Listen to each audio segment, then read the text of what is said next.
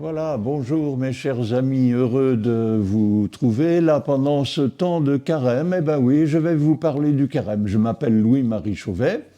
Voilà, j'ai été professeur de théologie, notamment en ce qui concerne les sacrements, mais aussi bien d'autres choses, à l'Institut catholique de Paris. Voilà, et actuellement je suis prêtre coopérateur, comme on dit, en paroisse, dans une paroisse ordinaire, mais bien vivante, dans la banlieue parisienne, à Aubonne, dans le diocèse de Pontoise.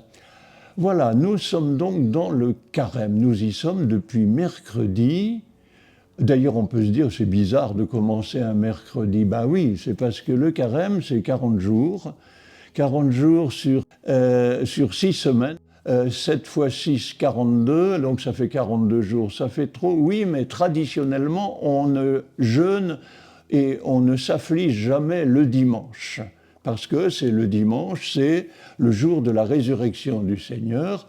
Donc ça fait 42 moins 6, ça fait 36. Eh bien, pour que ça fasse 40, on est allé chercher le samedi, le vendredi, le jeudi et le mercredi, d'où le mercredi des cendres. Mais savez-vous que ça n'a pas toujours duré 40 jours, le carême, hein? Ça, c'est depuis, disons, la seconde moitié du IVe siècle. Dans la première moitié, puis à la fin du IIIe, c'était un carême de 3 semaines seulement. Voilà, un carême de préparation des catéchumènes au baptême, d'où chacun de ces 3 dimanches, on lisait, comme aujourd'hui encore, les 3 derniers dimanches de carême avant les rameaux, 3 évangiles de préparation au baptême, la Samaritaine, l'aveugle-né et la résurrection de Lazare. C'était donc très centré sur la préparation au baptême, mais en même temps, c'était bien sûr un temps pénitentiel. Voilà, et auparavant encore, hein, il y a eu simplement un jeûne, comment dirais-je, un jeûne pré-pascal, hein, d'une semaine qui existait au IIe siècle, c'était comme ça. C'était pas en rapport avec le jeûne de Jésus dont nous parlent les évangiles au désert, c'était en rapport avec une purification, une préparation à la veillée pascale qui est évidemment le sommet de l'année liturgique. Ainsi donc est né notre carême. Ça a été lent, hein, ce qui se faisait à Rome ne se faisait pas nécessairement à Milan et encore moins éventuellement à Alexandrie ou à Jérusalem. Hein, il n'y avait pas de centration comme il y en a une aujourd'hui, hein, et puis les familles liturgiques étaient très diversifiées, ça n'était pas comme aujourd'hui bien sûr. Voilà, mais nous avons hérité de cela, disons, depuis la seconde moitié du IVe siècle, et c'est très bien. Ce carême est un temps de préparation au baptême pour les catéchumènes et un temps aussi pénitentiel, hein, pour tous, marqué par les 3 pratiques traditionnelles déjà présentes dans le judaïsme, car nous sommes les héritiers du judaïsme, à savoir l'aumône, la prière et le jeûne. 3 pratiques, d'ailleurs, que Jésus met en relief dans l'évangile de Matthieu que nous lisons le mercredi des cendres. Ces 3 pratiques étaient les manières habituelles d'obtenir le pardon des péchés pour des fautes non graves. Et la plupart des gens, à cette époque-là, dans l'Antiquité, se contentaient de cela. C'étaient les moyens normaux de pardon des péchés. Et parmi ces 3 pratiques, la plus importante des 3, c'était toujours l'aumône, c'est-à-dire le partage. Hein. Il était dit, je crois que c'est dans le livre de Ben Sirac, mais je ne suis pas sûr, il était dit que l'aumône remet une multitude de péchés. C'était une grande tradition. Alors l'aumône s'est mariée, si j'ose dire, avec la prière et puis le jeûne, 3 formes de maîtrise de soi, hein, maîtrise, comment j'allais dire, du temps, maîtrise de la consommation en ce qui concerne la nourriture, maîtrise de la rentabilité en ce qui concerne l'argent, maîtrise etc. Hein. Voilà, 3 pratiques très traditionnelles. Ce carême est marqué donc aujourd'hui par une série de dimanches, hein, Chaque premier dimanche de carême est centré sur les 3 tentations de Jésus au désert, le second sur la transfiguration, les 3 suivants, donc je l'ai dit, sur la Samaritaine, l'aveugle-né et la résurrection de Lazare, puis vient le dimanche des rameaux. Ce qui était caractéristique aussi, c'est que le carême se terminait donc déjà par la grande semaine sainte que nous connaissons également. À Rome, le jeudi saint était marqué par 3 célébrations. La célébration de la réconciliation des pénitents. C'était l'époque où on va dire jusqu'au VIe siècle, en gros, la pénitence publique était institutionnalisée.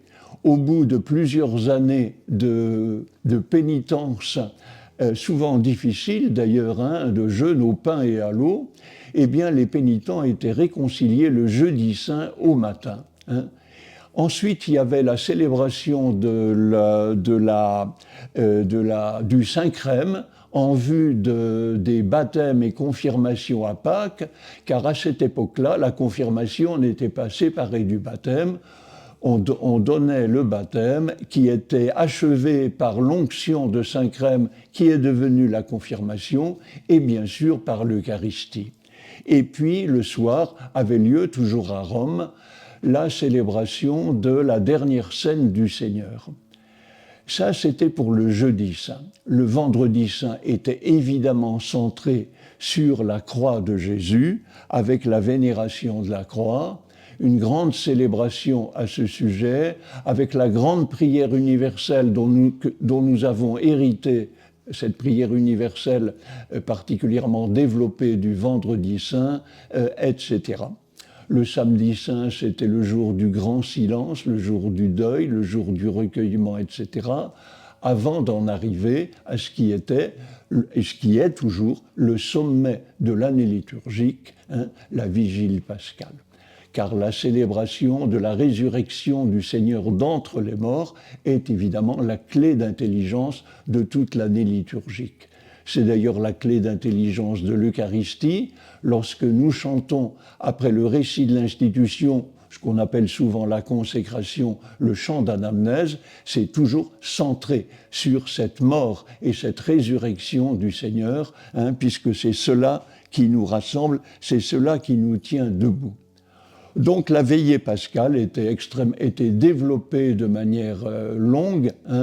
Il y avait, ne rêvons pas, mais nous avons la chance ici, dans notre banlieue parisienne actuellement, d'avoir des baptêmes d'adultes en nombre relativement important. Ce sont des dizaines dans une paroisse, dans celle-ci par exemple, et des adolescents aussi beaucoup. Il y a comme une sorte de réactivation qu'on peut comprendre parce que nous sommes dans une société extrêmement sécularisée et beaucoup, tout d'un coup, découvrent l'Évangile avec éblouissement.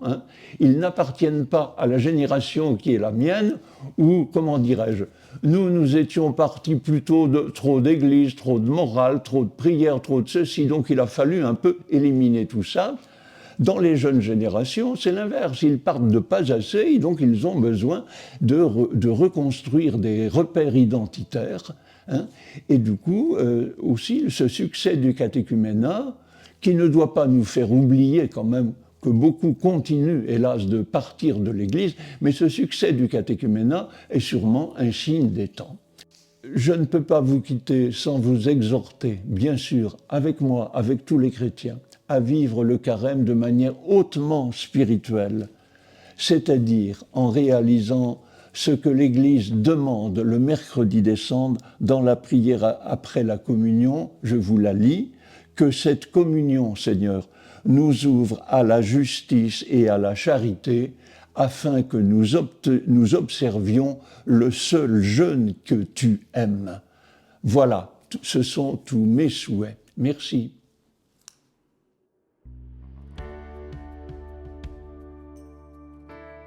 D'accord, voilà, écoutez, si vous voulez vous former, parce que pour être un bon chrétien aujourd'hui, il faut aussi de la formation, bien, ça va de soi, Voilà, il se trouve que j'ai édité quelques petits livres qui sont quand même assez faciles d'accès.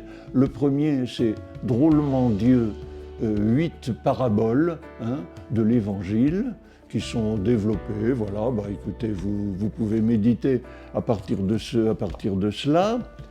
Et puis un second qui est sur la messe autrement dit, avec un sous-titre « Retour aux fondamentaux », dans laquelle je m'arrête non pas sur les détails, le kyrie, le lavabo, etc., mais c'est vraiment sur les fondamentaux de la messe, à savoir la constitution du sujet qui va célébrer la messe, c'est-à-dire l'assemblée, parce que, si vous voulez, la liturgie, c'est du théâtre, mais avec cette différence fondamentale, c'est qu'au théâtre, les acteurs principaux, ils sont sur la scène, tandis que là, l'acteur principal, il est dans la salle. C'est le nous. Et le prêtre, il est là au service de cela. Donc voilà, et puis sur la table de la parole, la table de l'Eucharistie, et puis la finale que j'aime beaucoup, on peut dire cette formule aujourd'hui qui est très belle, allez en paix et glorifiez le Seigneur par votre vie. Ben voilà, la messe c'est bien, mais c'est en vue d'autre chose. Alors continuez de venir à la messe, c'est très important, mais c'est en vue d'autre chose, que ce soit votre vie qui soit comme un sacrifice à la gloire de Dieu. Et bien sûr, vous pouvez retrouver les liens qui vont vous donner accès à ces ouvrages, à ces références, en ligne, ça va de soi.